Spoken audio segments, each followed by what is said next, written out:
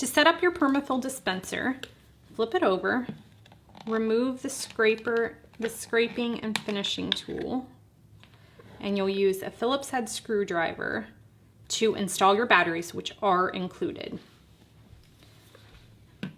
Then flip it over, open the top, and you'll load your PermaFill cartridge by pushing the tip all the way through the end of the gun.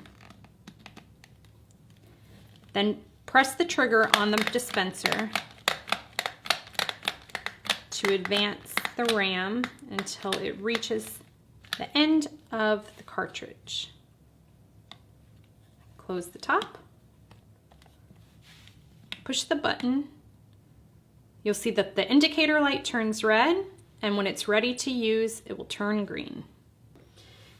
And then you're going to dispense the PermaFill using your gun.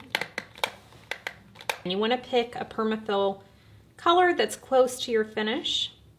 This is a pretty good match. Once it hardens, you're ready to level it. Just place the scraper tool right over the center of your repair and rub back and forth.